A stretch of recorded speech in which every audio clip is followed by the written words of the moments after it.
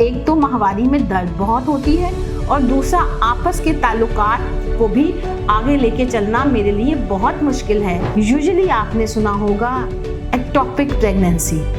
तो क्या है ये एक्टोपिक प्रेगनेंसी?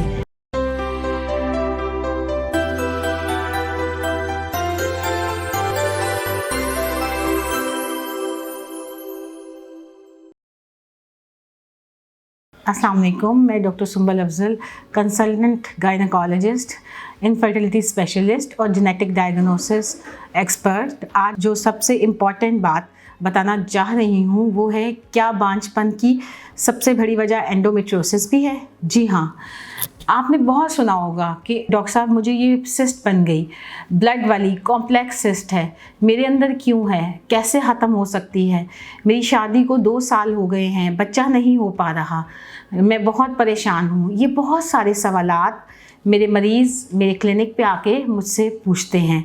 तो मैंने सोचा मैं आज ऑनलाइन आपके साथ ये सारे मसाइल शेयर कर सकूँ कि ये क्या है। इस बीमारी को कहते हैं एंडोमेट्रियोसिस।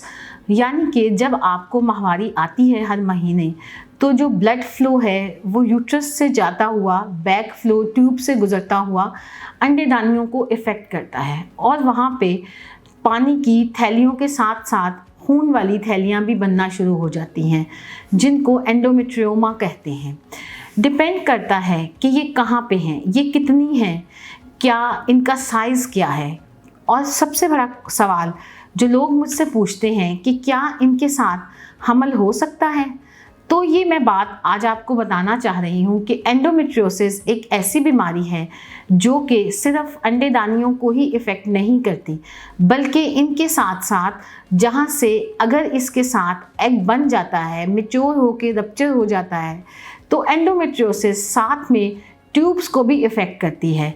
क्योंकि ट्यूब एक नाली का नाम नहीं है, ट्यूब का एक फंक्शन है। क्योंकि इसकी मूवमेंट होती है, इसके अंदर बारीक थ्रेड की तरह के हेयर्स होते हैं जो कि एग को आगे मूव करवाते हैं और वो अपनी डेस्टिनेशन तक पहुंचता है फर्टिलाइजेशन के बाद, यानी यूट्रस की लाइनिंग में एम्बेड होता है। अगर खाली ट्यूब एक पाइप की मानंद हो, उसमें उसका फंक्शन ना हो, तो यूजुअली आपने सुना होगा एक्टोपिक प्रेगनेंसी। तो क्या है ये एक्टोपिक प्रेगनेंसी? इसकी सबसे बड़ी वजह ट्यूब का डिफेक्टेड होना है। मतलब ट्यूब्स खुली तो हैं, जो टेस्ट किया उसमें ये पता चला कि ट्यूब्स खुली हैं मगर उनका फंक्शन ठीक नहीं है।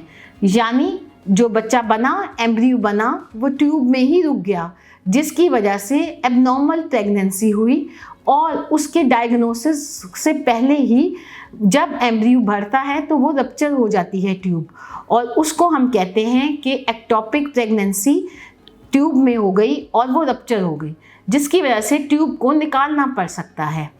इसके अलावा एंडोमेट्रियोसिस यूट्रस की लाइनिंग को भी ख़राब करता है। इसमें होता ये है कि मल्टीपल एडहेजन्स बनती हैं। मतलब आपस में यूट्रस की 4 दीवारें हैं जो कि आपस में जुड़ जाती हैं, उनके अंदर बहुत सारी एबनॉर्मल एडहेजन्स बन जाती हैं। इसके अलावा जो सबसे कॉमन फैक्टर होता है, जिसे आप आम जुबान में यूट्रस की लाइनिंग कहते हैं, वो लाइनिंग बहुत थिन होती है। मतलब कि वो इस काबिल नहीं होती कि उसमें एम्ब्रियो आके एम्बेड हो जाए। जैसे कि आप सबको पता है कि एक फर्टिलाइज़र की ज़रूरत होती है। जब फसल बन जाती है उससे पहले फसल को ज़मीन को प्रिपेयर किया जाता है, फर्टिलाइज़र डाला जाता है। इसी तरह बच्चेदानी में भी जब एम्ब्रियो इम्प्लांट होता है उससे पहले उसकी वॉल को तैयार किया जाता है। अल्लाह ने ये निज़ाम बनाया है कि हार्मोन ईस्ट्रोजन और प्रोजेस्टेरॉन मिलके यूट्रस की लाइनिंग को प्रिपेयर करते हैं। उसके बाद ये एम्ब्रियो उसमें आके एम्बेड हो जाता है, उसमें एंटर हो जाता है। अगर एंडोमेट्रियोसिस की बीमारी किसी को लाहिक होती है तो ये एम्ब्रियो अपनी जगह पे इम्प्लांट नहीं हो सकता। रिपीटेड मिसकैरेजेस का भी वजह बनती है ये। इसके अलावा आपस के ताल्लुकात में भी बहुत प्रॉब्लम होती है। मतलब पेशेंट कहता है कि डॉक्टर साहब मुझे सीवियर डिस्मेनोरिया और डिस्पेरोनिया है। मतलब कि आप पर एक तो माहवारी में दर्द बहुत होती है और दूसरा आपस के ताल्लुकात को भी आगे लेके चलना मेरे लिए बहुत मुश्किल है।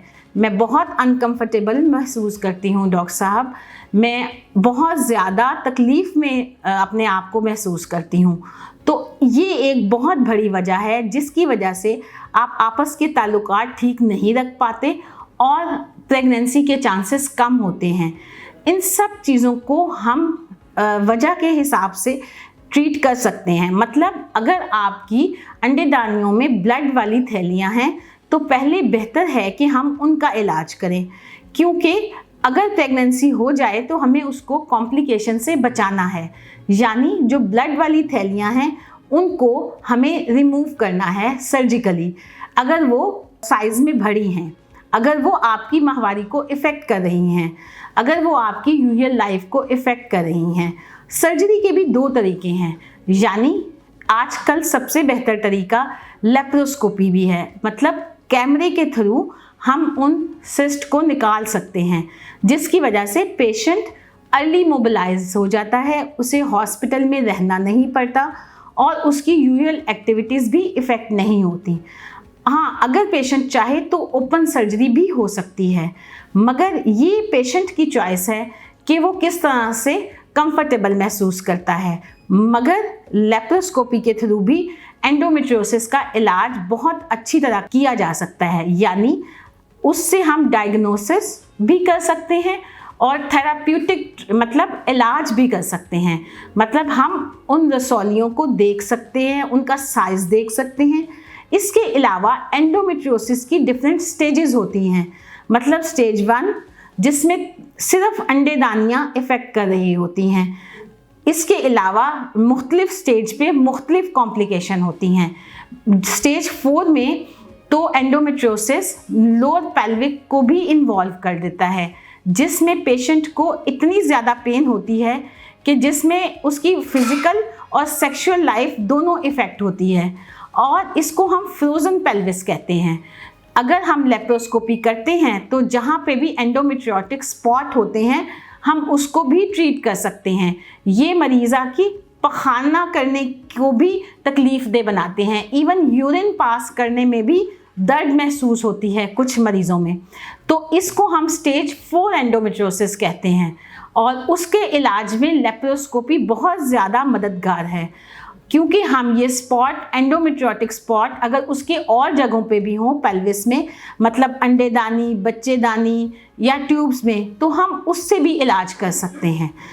अगर आपका कोई भी वजह है जिसकी वजह से एंडोमेट्रियोसिस आपकी लाइफ पे इफ़ेक्ट कर रहा है तो हम उसके हिसाब से पेशेंट का इलाज करते हैं। तो इस मेरी वीडियो में टेक होम मैसेज यही है कि एंडोमेट्रियोसिस एक लाइलाज बीमारी नहीं है। सर्जरी और लेप्रोस्कोपी के साथ इसका इलाज मुमकिन है और आप खुशखबरी ले सकते हैं कि आप भी प्रेग्नेंट हो सकती हैं। शुक्रिया। मेरी वीडियो को एंड तक देखिएगा, लाइक कीजिएगा और सब्सक्राइब कीजिएगा। शुक्रिया।